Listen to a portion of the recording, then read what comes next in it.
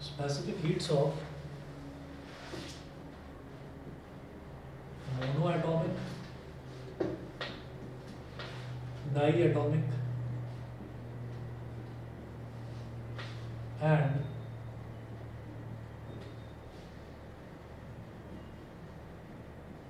specific heats of monoatomic, diatomic and polyatomic gases.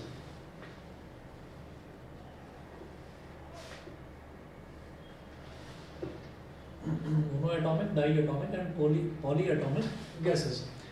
तो इनकी specific heats निकालने के लिए और स्पेसिफिक हीट रेशो होता है गामा Cp/Cv, वो निकालना है।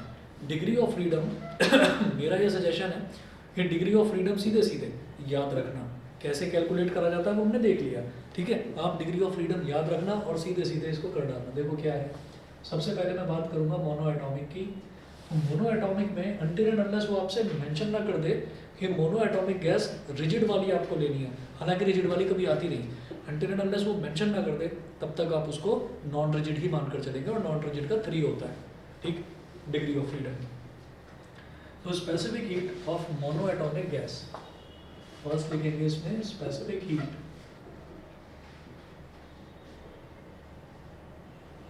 Of monoatomic, specific heat of monoatomic gas, specific heat of monoatomic gas। इसमें लिखें in case of a monoatomic gas like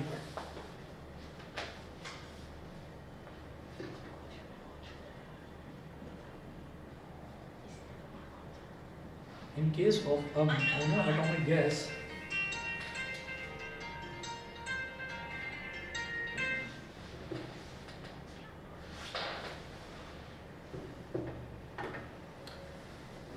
of a monoatomic gas like helium, neon, argon, etc.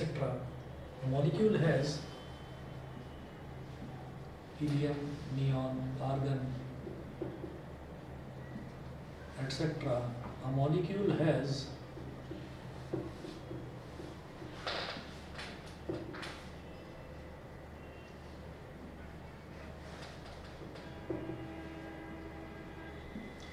in case of monoatomic gas like helium, neon, argon, etc.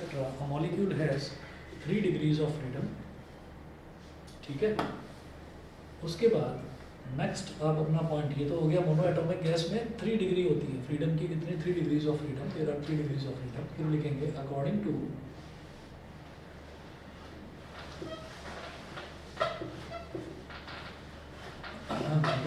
Law of equipartition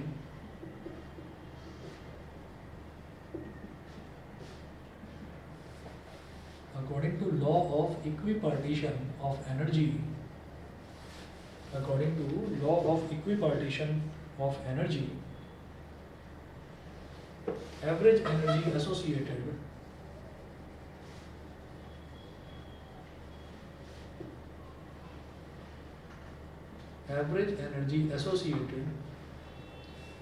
with each degree of freedom, with each degree of freedom is half kBT। यही था law of equipartition of energy, half into Boltzmann constant into absolute temperature, half kBT, ठीक है।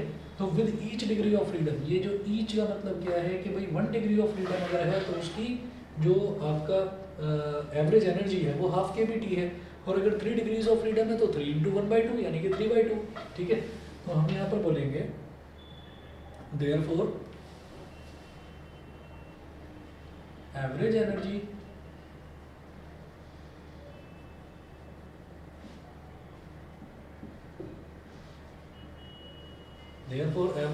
associated with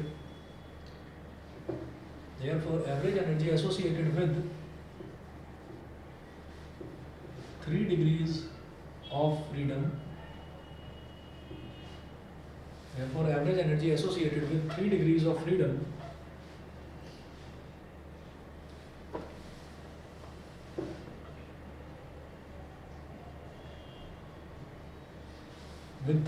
of freedom per molecule is equal to 3 into half KBT, मतलब 3/2 KBT, 3/2 KBT। ठीक है, तो हम ये बोलेंगे कि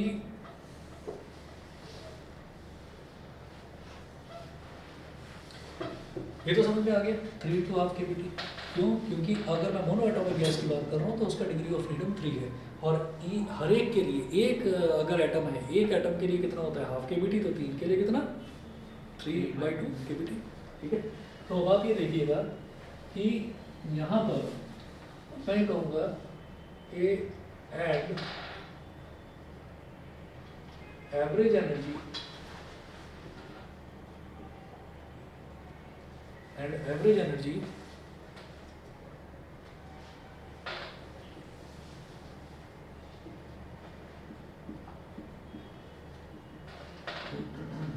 and average energy associated with 1 mole of a gas, 1 mole of a gas will be mono atomic की बात कर रहे हैं, सुन रहे हैं, मोनो एटॉमिक की बात कर रहे हैं। तो मोनो एटॉमिक में क्या है, मोनो एटॉमिक में एक एटम है। ठीक, एक एटम की जो एवरेज एनर्जी है वो हो गई 3/2 KBT। 3 से क्यों मल्टीप्लाई हुआ है? क्योंकि उसका 3 डिग्रीज ऑफ फ्रीडम होता है। ठीक, तो मोनो एटॉमिक की हम ये बात कर रहे हैं, अगर मैं 1 मोल की बात करूंगा तो उसमें एक एटम थोड़ी रहेगा, उसमें एटम कितने हो जाएंगे एवोगैड्रो नंबर के बराबर। समझने की नहीं समझे? अगर हम मान लीजिए किसी गैस की, जैसे ये मोनो एटॉमिक गैस है, ठीक, मोनो एटॉमिक गैस की अगर हम बात करते हैं, यानी कि एक ऐसी गैस जिसमें एक ही एटम है बस, और अगर हम उसके 1 मोल की बात करें, इनमें से किसी भी गैस की, जैसे हीलियम है, नियॉन है, आर्गन है, अगर इसकी 1 मोल की बात करें तो 1 मोल में कितने एटम्स होते हैं 6.022 इंटू 10⁻23। ठीक है, तो और उसको हम क्या बोल देते हैं एवोगैड्रो नंबर। तो इसका मतलब ये है कि एक एटम की एनर्जी इतनी, तो 6.022 इंटू 10⁻23 की कितनी, इसमें उसको मल्टीप्लाई कर दो, किसको Na को, मैं बार बार वो बड़ा टर्म ना लिखकर मैं Na लिख दूंगा। ठीक है ना, तो 1 मोल है, तो 1 मोल में क्या हो जाएगा कि एक एटम की एनर्जी है 3/2 kB इंटू T, तो फिर पूरे 1 मोल में क्या हो जाएगा, n सब्सक्रिप्ट में नहीं लिख देते हैं इसको एवोगैड्रो नंबर को, तो लिख दीजिएगा वेयर Na इज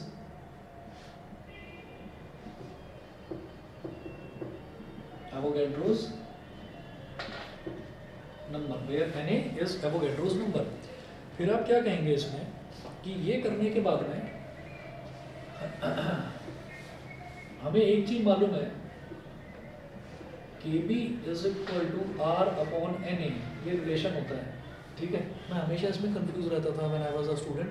तो मैं क्या करता था ना, मैं इसको ये याद कर देता था कि करंट ऐसे करते, करंट ऐसे ही बस, कुछ भी, जैसे ओम्स लॉ याद कर लिया था, V is equal to IR वीर, है ना, तो मैं ऐसे ही बोल देता था। एक मेरा फ्रेंड है करण और एक मेरा फ्रेंड है वीर। वीर हमेशा सीधा सीधा रहता है, करण हमेशा ना चलते चलते गिर जाता है, ये चलते चलते गिर गया करण KR। ठीक है, ऐसे कुछ भी करके, नहीं तो पता है क्या होता है, पेपर में इतना कन्फ्यूजन होता था कि कई बार speed is equal to distance upon time को distance is equal to speed upon time लिख देता था मैं। ठीक, तो हालांकि ये सोचता ही नहीं था कि उनकी यूनिट से भी तो हम अंदाज़ा लगा सकते हैं कि अगर स्पीड इनटू टाइम करेंगे हम तो डिस्टेंस ही आएगा, क्योंकि स्पीड क्या होती है, स्पीड की यूनिट होती है मीटर पर सेकंड और टाइम की यूनिट क्या होती है सेकंड। तो अगर स्पीड और टाइम को मल्टीप्लाई करोगे, इसका मतलब मीटर पर सेकंड को आप सेकंड से मल्टीप्लाई कर लो, सेकंड से सेकंड कट गया तो क्या बचा मीटर, यानी कि डिस्टेंस ही आएगा। वो उतना लॉजिकल माइंड स्टूडेंट लाइफ में होता नहीं है, स्टूडेंट लाइफ में दिमाग में जुगाड़ ज़्यादा बैठते हैं। तो मुझे ये याद रहता है, मैंने ऐसे कर लिया था इसको करंट करके। तो अब आप ये देख लीजिए कि अगर KB इंटू Na होगा तो क्या बन जाएगा, R हो जाएगा। ठीक है, तो आप यहाँ लिख लीजिए since KB is equal to R/Na, तो हम ये कहते हैं कि KB इंटू Na अगर करेंगे तो वो R हो जाएगा। Therefore average energy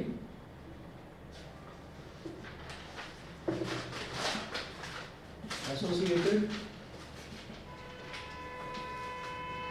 with 1 mole of a gas, ये क्या हो गया 3/2 आर टी, 3/2 आर टी। इतना करने के बाद में फिर हम कहेंगे कि मोलर स्पेसिफिक हीट नहीं हाँ, सो टोटल एनर्जी पर मोल,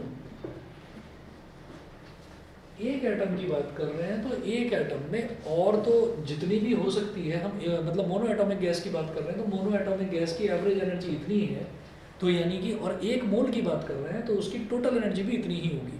टोटल एनर्जी यानी कि U इज इक्वल टू, ये भी हमारा 3/2 RT ही हो जाएगा। ये करने के बाद में फिर हम निकालेंगे molar specific heat at constant pressure and molar specific heat at constant volume, यानी कि Cp और Cv। तो हमने थर्मोडायनेमिक्स में इनके छोटे छोटे से प्रूफ करे थे, वो प्रूफ तो नहीं देखने, बस उनका फॉर्मूला यूज करना है। यहाँ लिखें मोलर स्पेसिफिक हीट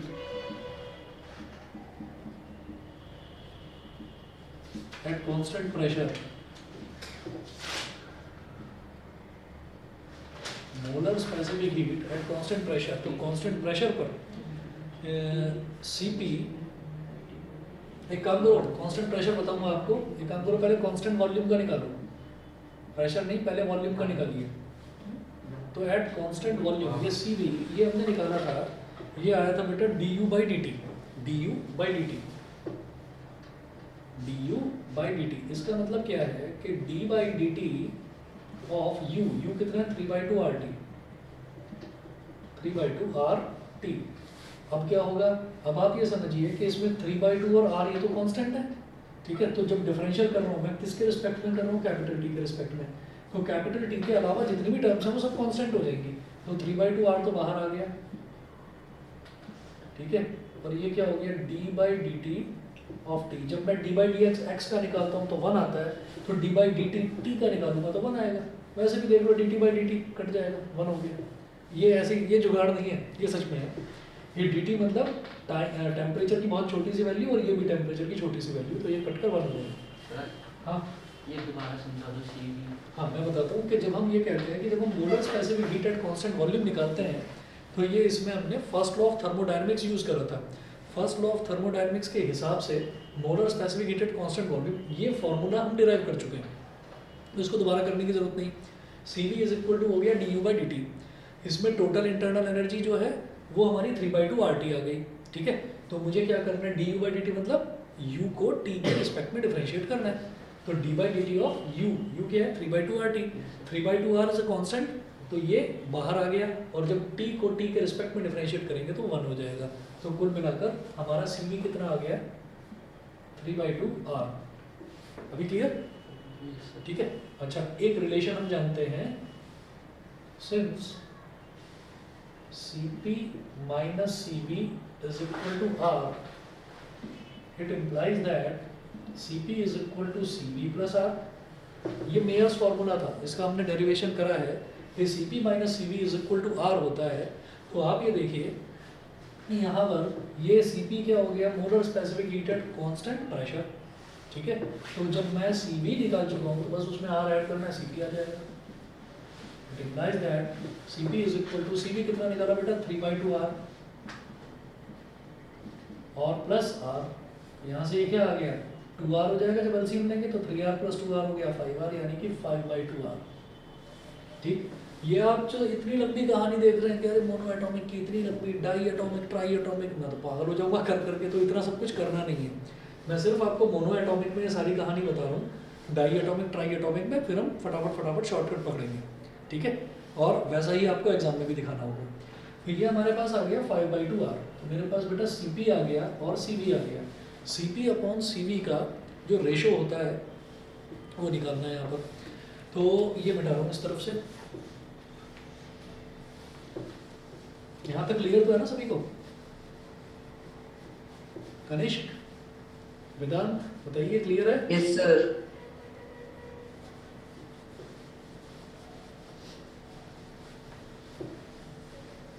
चलिए, इसमें आगे नोट करें, देयरफॉर स्पेसिफिक हीट रेशियो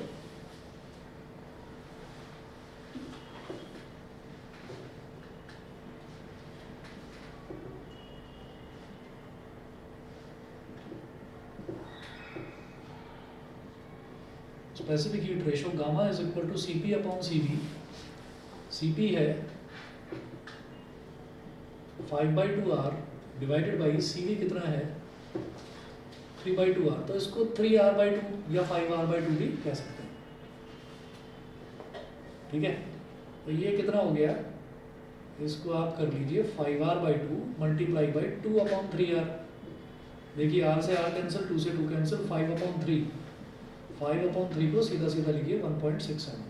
ठीक है, कैलकुलेट अपने आप करना है, शॉर्ट में सीधा सीधा लिखिए। ठीक है जी। अच्छा, इसके बाद देखिएगा second, specific heat of diatomic gas. Second लिखें,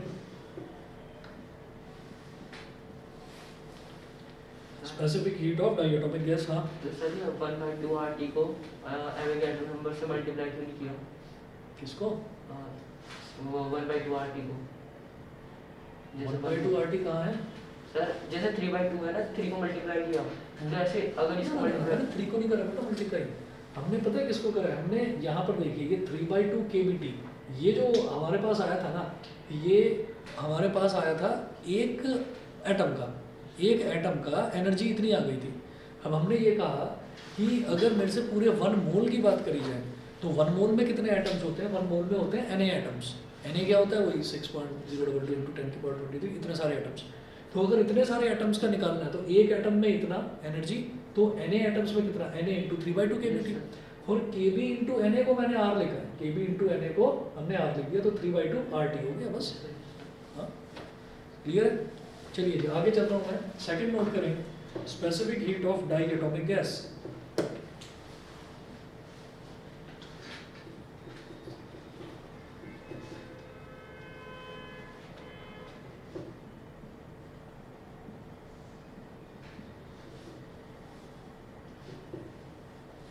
specific heat of diatomic gas, उसके दो पार्ट्स लिखेंगे। पहले पार्ट ए,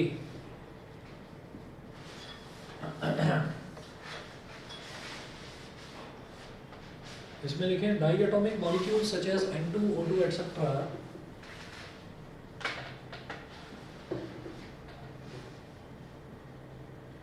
die atomic molecule such as N2, O2 et cetera behave as rigid molecules। Rigid molecules, ये रिजिड मॉलिक्यूल्स होते हैं, तो इनका जब हम फ्रीडम, डिग्रीज ऑफ फ्रीडम की बात करेंगे तो इसका डिग्री ऑफ फ्रीडम होता है 5। तो here F is equal to 5, degree of freedom हो गया 5। ठीक है, तो अब इसमें हम ये बोलेंगे कि इन दिस केस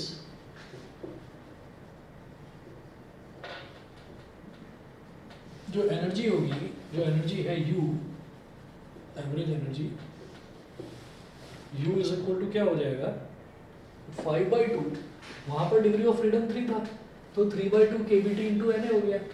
यहाँ पर 5 है तो 5/2 kBT इंटू Na हो जाएगा।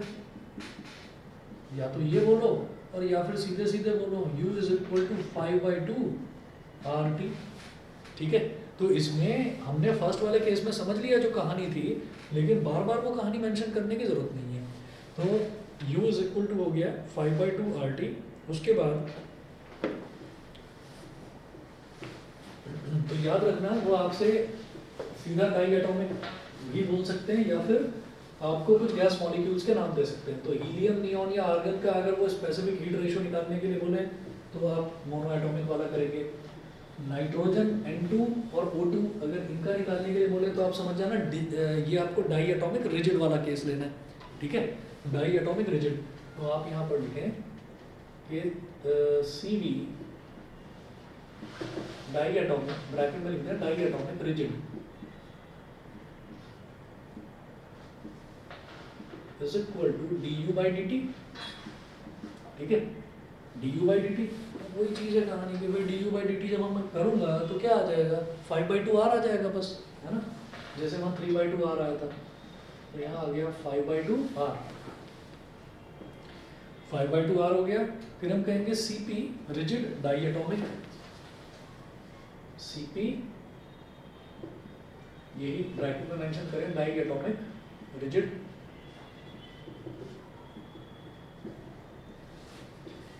जब इसकी बात करेंगे तो इसमें क्या हो जाएगा, वही Cb प्लस आर। तो Cb प्लस आर मतलब यही 5r/2 प्लस आर, तो 2r प्लस 5r कितना हो गया ये 7r/2। Therefore गामा, गामा मतलब specific heat ratio, Cp/Cv is equal to 7r/2 upon 5r/2। यहाँ ये ऊपर वाला टर्म है न्यूमरेटर वाला, ये डिनोमिनेटर का।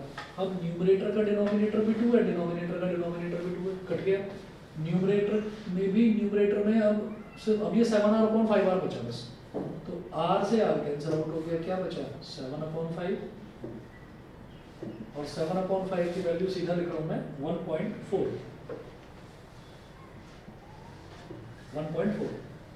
तो ये हो गया हमारा स्पेसिफिक हीट रेशियो। तो स्पेसिफिक हीट रेशियो हमेशा पूछा जाता है, ठीक है। तो स्पेसिफिक हीट रेशियो ये हो गया डाइएटॉमिक गैस का, जहां पर रिजिड मॉलिक्यूल होते हैं जैसे कि नाइट्रोजन और ऑक्सीजन। अब ये मत सोचना कि इतने सारे गैसेस हैं, इतने सारे मॉलिक्यूल्स हैं, कभी कुछ पूछने कभी कुछ ना, जो मेंशन कर रहा हूँ यही पूछा जाएगा, इसके अलावा कुछ नहीं, ठीक है। एनसीईआरटी से भी एक दो चीज़ें फालतू ही बता रहा हूँ यहाँ पर, तो इन्हीं में से कुछ ना कुछ वो पूछेंगे। अच्छा, उसके बाद इसी में बी पार्ट, ये हमने लिखा था a part, diatomic molecule which behave like rigid molecules. तो रिजिड की बात करें, अब नॉन रिजिड की बात करेंगे। बी लिखें, if the diatomic molecule is non rigid,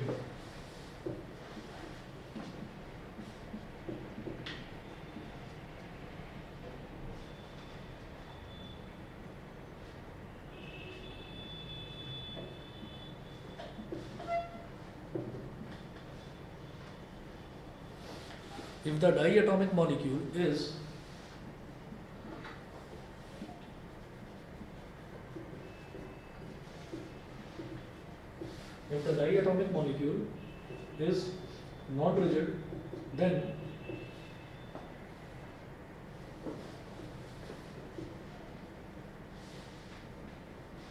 there is one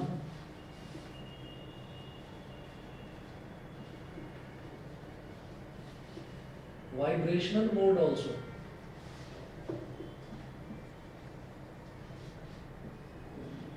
Vibrational mode also which have potential energy and kinetic energy components. ठीक है। Vibrational mode also, vibrational mode मतलब नॉन रिजिड का मतलब क्या, सॉफ्ट है। सॉफ्ट का मतलब क्या है कि वो मॉलिक्यूल दब सकता है, तो वो दबेगा और खुलेगा, दबेगा और खुलेगा। तो जब वो दबेगा और खुलेगा तो जैसे ही वो चीज़ कंप्रेस हो रही है, तो कंप्रेस होने का मतलब ये है कि उसके अंदर वो एनर्जी स्टोर कर रहा है, यानी कि पोटेंशियल एनर्जी स्टोर हो रही है। और जब वो वापस से एक्सपैंड होगा तो फिर वो एनर्जी रिलीज करेगा, यानी कि काइनेटिक एनर्जी। तो उस केस में जो मॉलिक्यूल बार बार उसका कंप्रेस होना, एक्सपैंड होना, तो वो मॉलिक्यूल में एक वाइब्रेशनल मोड भी आ जाएगी, तो उसके पोटेंशियल एनर्जी और काइनेटिक एनर्जी कंपोनेंट्स होंगे। तो इसका मतलब उसकी जो डिग्री ऑफ फ्रीडम है वो बाई 2 बढ़ जाएगी, वो बाई 2 बढ़ जाएगी। कितनी थी इसकी डिग्री ऑफ फ्रीडम, 5। और जब मैं डाइएटॉमिक नॉन रिजिड मॉलिक्यूल की बात करूंगा तो उसका डिग्री ऑफ फ्रीडम जो है वो 7/2 हो जाएगी, मतलब वो 7 हो जाएगा। जैसे ये 5 है वो 7 हो जाएगा। तो आप इसमें नोट करें कि ये हो गया हमारे पास 7/2।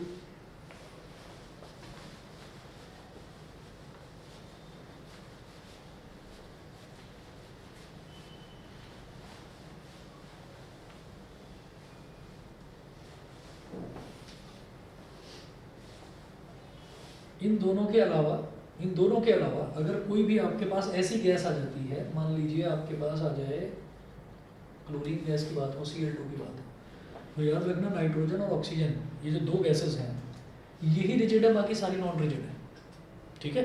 डाई एटॉमिक कैसे पता चलेगा, जिसके आगे 2 लिखा हुआ डाई एटॉमिक, भाई 2 एटम है। हीलियम नियॉन के आगे कुछ भी नहीं लिखा हुआ तो मोनो एटॉमिक 1, ठीक है। ट्राई एटॉमिक की बात करेंगे तो उनके आगे 3 लिखा होगा, ठीक। तो आप ये देखिएगा कि इसीलिए मैं इसमें कोई एग्जांपल नहीं दे रहा हूँ। N2 और O2 के अलावा जितनी भी गैसेज हैं वो सारी आपकी नॉन रिजिड में आ जाएंगी, चाहे फिर वो H2 भी हो, H2 हाइड्रोजन गैस, ठीक है, तो वो भी आपका नॉन रिजिड में आ जाएगा। तो हम ये कहेंगे here F is equal to sir 5 + 2, हाँ जी, क्योंकि सर। 2 वो आ गए। हाँ बोलो। ये मोनो एटॉमिक में जो भी हमने एग्जांपल्स लिए थे, ये तो सारे स्टेबल गैस है, हाँ तो क्या हो गया, तो इनकी हीट क्यों क्यों होगी? बस ये 3 डायरेक्शंस में जा सकती है ना भाई, एक्स में, वाई में और जेड में, बस। उसके अलावा अब जो नोबल गैसेस हैं, नोबल गैसेस का मतलब ये थोड़ी है कि वो मोशन नहीं कर सकती, हाँ रिएक्ट नहीं करेगी किसी के साथ, रिएक्शन आपने देखा ही नहीं होगा आज तक इन गैसेस का, ठीक है ना। तो इसीलिए इनको नोबल, यानी कि शांत शांत पड़ी रहती हैं गैसेस, किसी से कोई रिएक्शन नहीं होता। चलिए जी, अब देखिएगा इसमें u कितना हो जाएगा, देयरफॉर जब डिग्री ऑफ फ्रीडम 7 आ गया, therefore u is equal to क्या, 7/2 RT। जैसे यहाँ पर क्या आया था 5/2 RT, तो वहाँ 7/2 RT। CV ब्रैकेट में लिखें, die atomic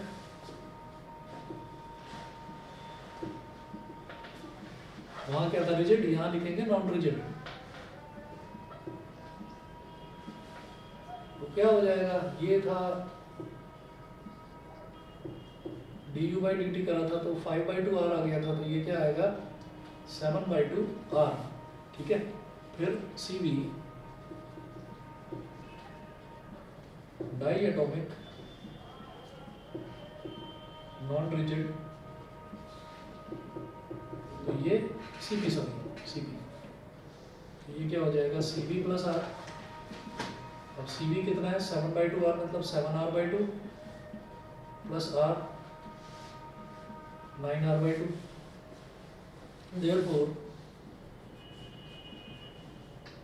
gamma is equal to CP/CV।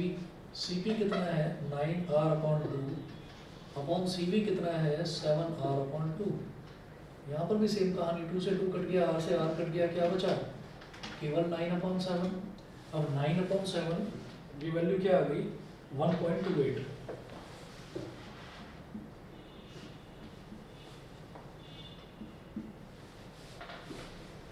ठीक, अच्छा इसके बाद देखिएगा specific heat of try atomic gas, third लिखें। अरे आप दोनों को समझ में आ रहा है भाई, ऑनलाइन वाले बताएं। Yes sir. वेदांत आवाज आ रही है मेरी? Yes sir. चलिए ठीक है, कहीं कोई प्रॉब्लम आए पूछ लेना बीच में, ठीक है। Okay sir. ओके चलिए जी, अब आगे चलते हैं।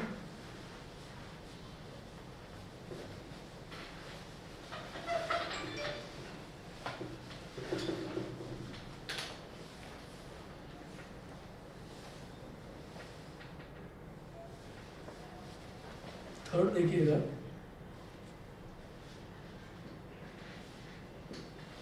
थर्ड है specific heat of try atomic gas. अब ट्राई एटॉमिक भी 2 पार्ट्स में डिवाइड करेंगे, लीनियर और नॉन लीनियर, ठीक है। तो देखिएगा स्पेसिफिक हीट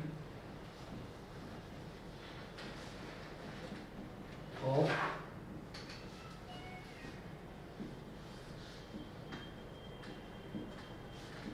ट्राई एटॉमिक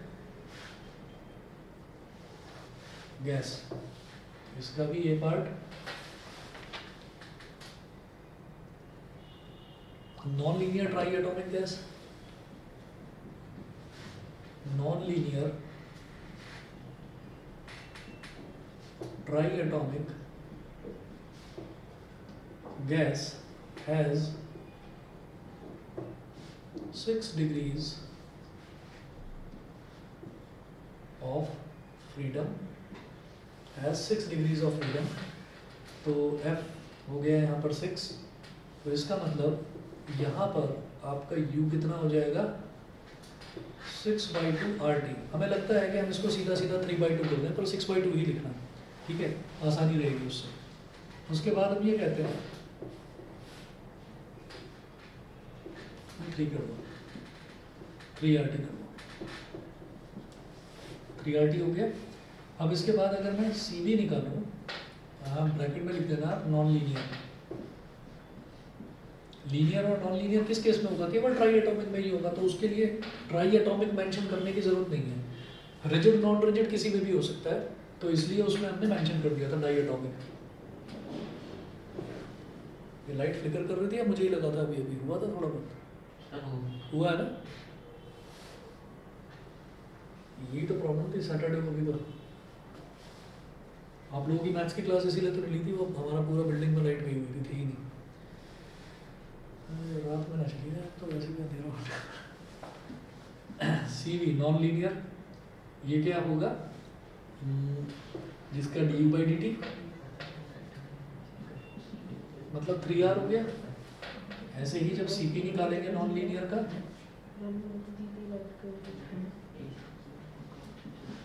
तो सी वी प्लस आर यानी कि 3R प्लस आर,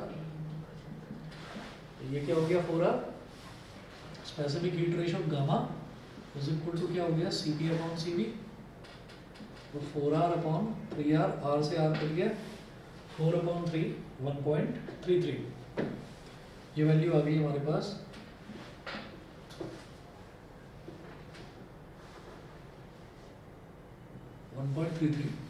चलिए बी पार्ट देखिए, लगातार हो रहा है ना?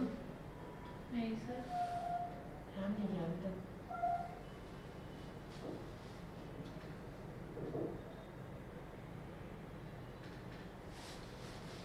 मुझे आंखों में कुछ हो रहा होगा।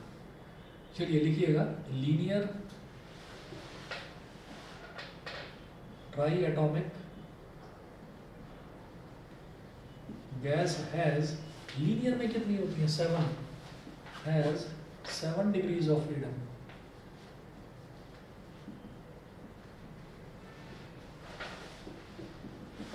F is equal to 7, U कितना हो जाएगा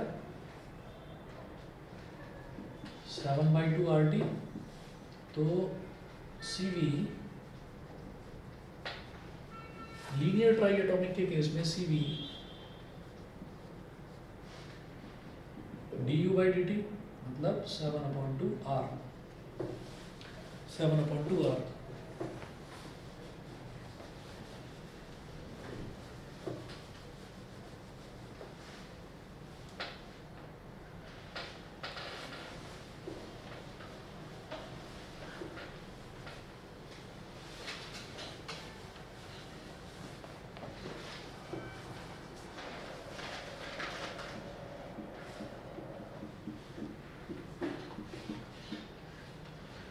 अब जब CP निकालेंगे तो CP क्या हो जाएगा CV प्लस R।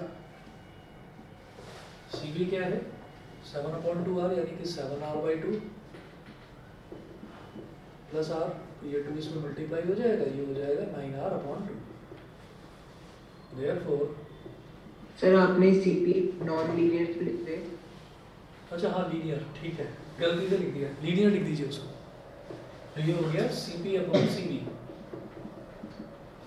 तो ये हो गया 9R/2 अपॉन 7R/2, 2 से 2 कैंसिल, R से R कैंसिल, 9/7, इसकी वैल्यू भी अगेन 1.28, 1.28। तो अब हमने ये करा कि जैसे डाई एटॉमिक का निकाल लिया रिजिड नॉन रिजिड के लिए, ड्राई एटॉमिक का निकाल लिया लीनियर नॉन लीनियर के लिए, और मोनो एटॉमिक का निकाल लिया। ये करने के बाद में आपसे एक चीज़ और पूछी जाती है कि ये सब कुछ देखने के बाद क्या आप ये कह सकते हैं कि जो स्पेसिफिक हीट होती है या स्पेसिफिक हीट रेशो होता है गामा, उसमें और डिग्री ऑफ फ्रीडम में भी क्या कोई रिलेशन होता है? क्या कैलकुलेट कर सकते हैं उस रिलेशन को? तो हम ये कहेंगे कि हाँ किया जा सकता है। नेक्स्ट इसमें आप टॉपिक लिखेंगे specific heats of a poly atomic gas.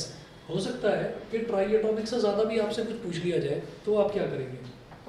तो आप यहाँ लिखेंगे स्पेसिफिक हीट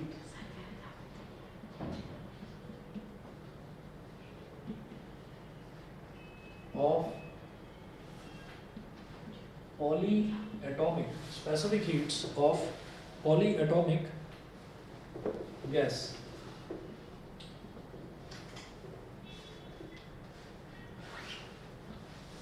अगर पॉलीएटॉमिक की कैलकुलेट करनी है तो इसमें आप 2 लाइन लिखेंगे, consider 1 mole of a perfect polyatomic gas at absolute temperature capital T। Consider 1 mole of a perfect polyatomic gas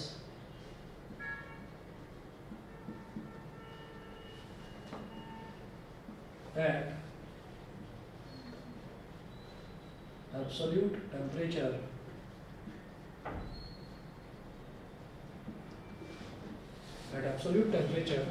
capital T.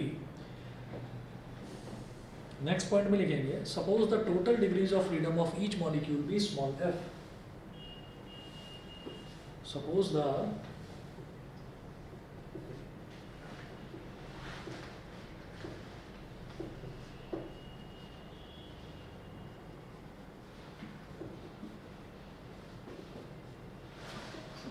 total degrees of freedom of each molecule be small f. देखिए online वालों को बता रहा हूँ ये degrees of freedom लिखा हुआ है, ये लास्ट में आपको शायद दिखाई नहीं दे रहा होगा, मैं नीचे लिख देता हूँ freedom. Suppose the total degrees of freedom of each molecule be small f. फिर इधर लिख रहे हैं बीच में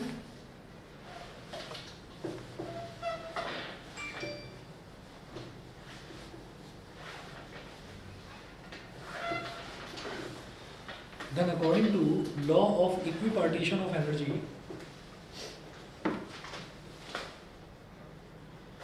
then according to law of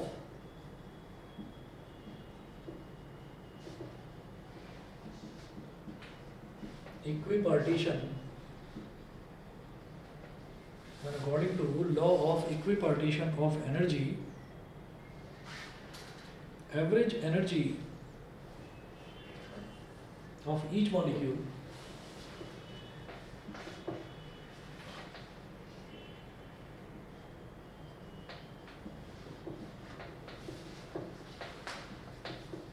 हमने ये देखा, हमें कुछ सोचने की जरूरत ही नहीं है. हाफ केबीटी में आप उसका डिग्री ऑफ फ्रीडम मल्टीप्लाई कर दीजिए, तो आप क्या करेंगे F इंटू हाफ केबीटी. यही तो हमने करा था इसमें. मोनो एटॉमिक वाले में मैंने एक्सप्लेन करा था, बाकी ड्राई एटॉमिक वाले फिर ट्राई एटॉमिक वाले सब में इतना लंबा करने की जरूरत नहीं थी. तो ये करा था हमने. तो ये क्या हो गया, ये हो गया बेटा F/2 kBT. F/2 kBT. इसके बाद आप ये कहेंगे कि internal energy of 1 mole of the gas, therefore internal energy of 1 mole of the gas,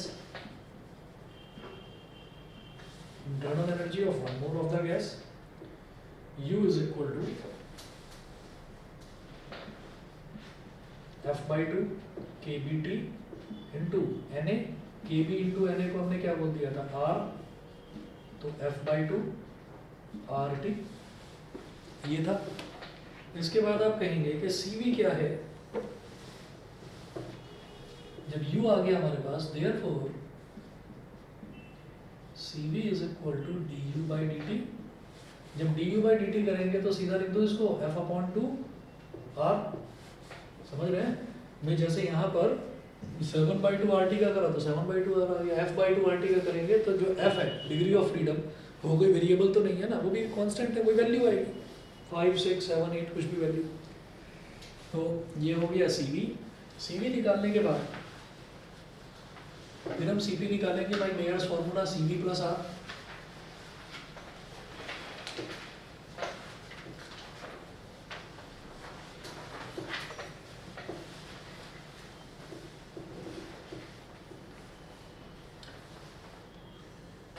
CP is equal to CV plus R. ठीक है. CV कितना आया हमारा F/2 R, FR/2 बोल दो प्लस R. एलसीएम लेंगे तो ये 2R हो जाएगा. FR प्लस 2R अपॉन 2, तो F plus 2 upon 2 into R. ऐसे भी कर सकते हैं F/2 plus 2 upon 2 into R. 2 से 2 कट गया तो 1 बचा, तो F/2 प्लस 1 इंटू R. ये आ गया हमारे पास CP. ठीक है. CP की वैल्यू आ गई तो gamma is equal to CP by CV.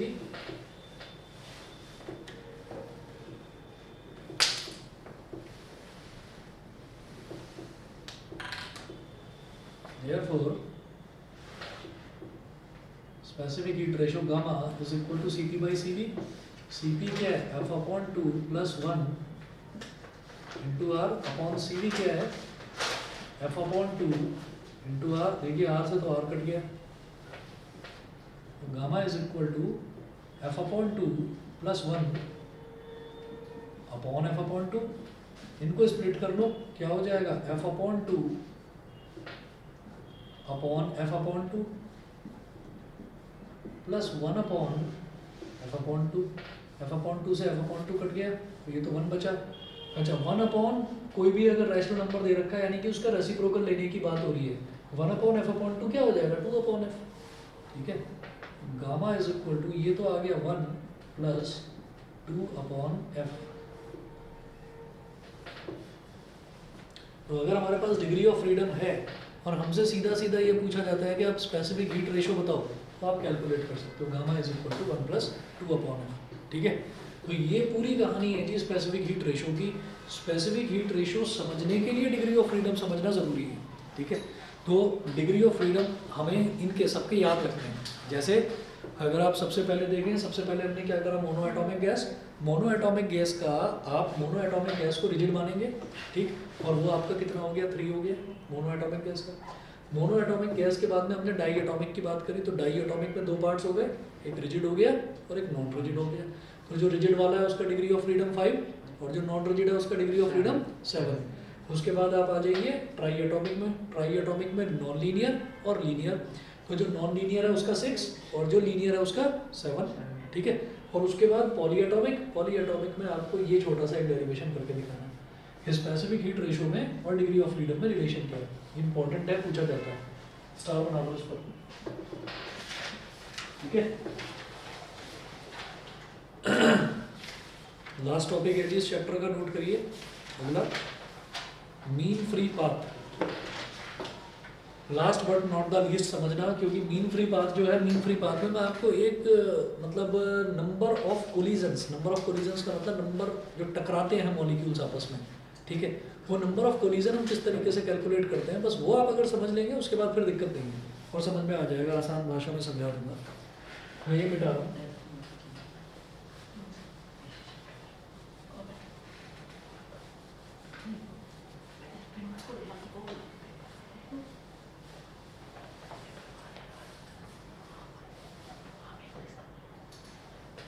चलिए, आप हेडिंग डालेंगे mean free path.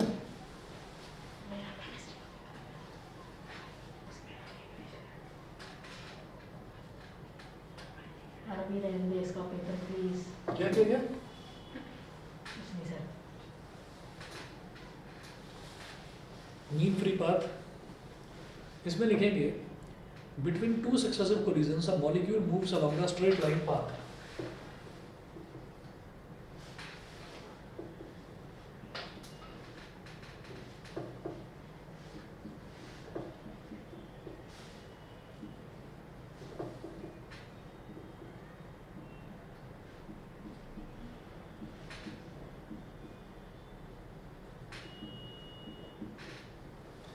Between 2 successive collisions, a molecule moves along a straight line path.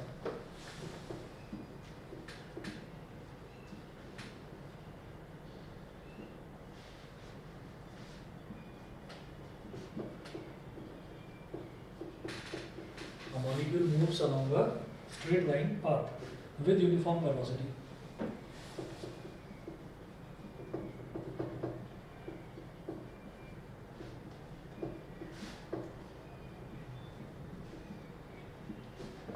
Full stop. This is called, this path is called free path.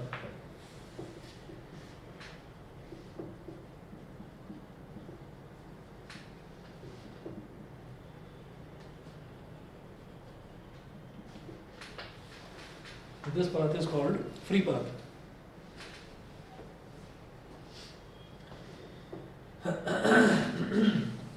ऐसे करिए.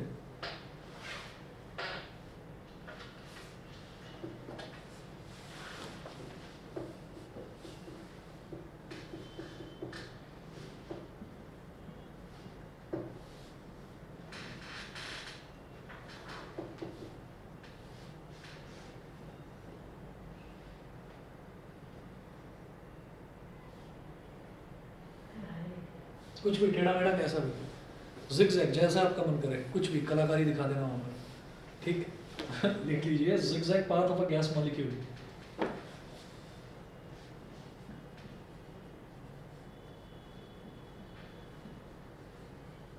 zigzag path of a gas molecule.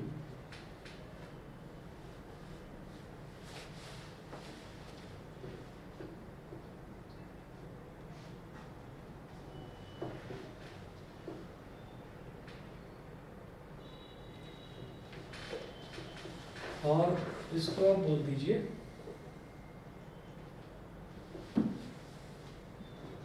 Lambda 1, lambda 2, lambda 3, lambda 4, lambda 5, lambda 6, lambda 7 और lambda 8। ये lambda क्या है ना, lambda distance है basically. तो क्या होता है कि कोई भी चीज़ अगर हमारे पास है, अगर हम छोटे छोटे मॉलिक्यूल की बात कर रहे हैं, तो मॉलिक्यूल अगर जिगजैग पाथ में मूव कर रहा है, तो जिगजैग पाथ में मूव करने का मतलब क्या है कि वो एक वेव फॉर्म की तरह भी ट्रैवल कर सकता है, ठीक है। तो जब हम वेव फॉर्म की बात करते हैं, अब धीरे धीरे हम ऑसिलेशंस वाले चैप्टर पर पहुंचेंगे नेक्स्ट इसके बाद। तो जब हम वेव फॉर्म की बात करते हैं, तो वेव फॉर्म में क्या होता है कि वेव फॉर्म में एक जो क्रेस्ट है और जो दूसरा क्रेस्ट है, यानी कि वेव का मैक्सिमम एम्पलीट्यूड पहली वेव का और दूसरी वेव का, उसके बीच में जो डिस्टेंस है उसी को वेव लेंथ बोल देते हैं, वेव की लंबाई बोल देते हैं, वेव लेंथ। तो उस वेव लेंथ के लिए उस डिस्टेंस को हम लैम्बडा से रिप्रेजेंट करते हैं। तो एक मॉलिक्यूल यहाँ पर इससे टकराया, तो इन दोनों के बीच का जो डिस्टेंस है टकराने का, ये एक पाथ हो गया, फिर ये दूसरा पाथ, ये तीसरा पाथ, ये चौथा, पाँचवा, छठा, सातवां, आठवां। अगर इनका एक मीन निकाल लिया जाए, इन डिस्टेंसेस का अगर मीन निकाल लिया जाए, तो उसी को मीन फ्री पाथ बोल देते हैं, ठीक है। नोट करेंगे the mean free path of a gas molecule may be defined as, next point,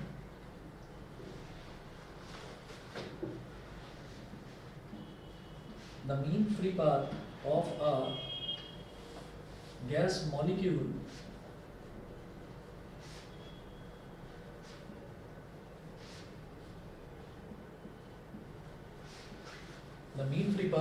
molecule may be defined as the average distance traveled by the molecule, as the average distance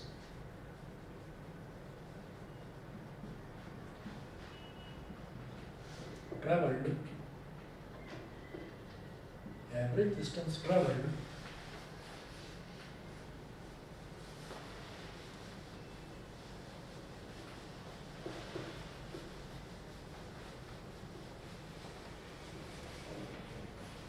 average distance traveled by the molecule between two successive collisions, traveled by the molecule between two successive collisions, between two successive collisions.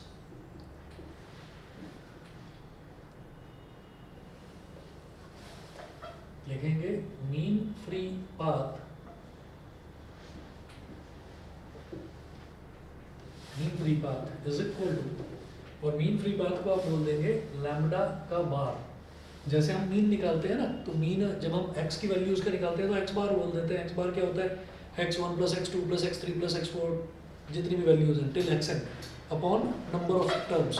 वही काम यहाँ पर करना है, lambda 1 + lambda 2 + lambda 3 dot dot dot till lambda n, या ऐसे ही dot dot dot करके छोड़ दीजिए, upon total number of collisions, total number of collisions, ठीक है। बस आज के लिए आप इतना लिखिए। मीन फ्री पाथ की एक डेरिवेशन भी करवाऊंगा नेक्स्ट क्लास में, ठीक है। लैम्बडा बार कैलकुलेट करने के लैम्बडा बार के 2 और फॉर्मूले हैं, तो वो नेक्स्ट क्लास में कराएंगे। और नेक्स्ट क्लास आपकी कल है, और कल मैं इस चैप्टर को, कल ही आपका चैप्टर खत्म हो जाएगा, ठीक है। चलिए जी, ठीक है फिर। हाँ जी, क्या डाउट्स मेरे को आप भेज दो, मैं आपको करवा दूंगा, अलग से करवा दूँगा। Yes sir. हाँ, मेरे को भेज देना, व्हाट्सएप कर देना, सर तुम्हारा भी करवा दूंगा जो डाउट है। सर यस सर, एक फ्री वाला ही हो। हाँ बस मैं टाइम थोड़ा सा ना बीच में कम रहता है, दिखा तो देख लेता हूँ, दिखा तो देख लेता हूँ।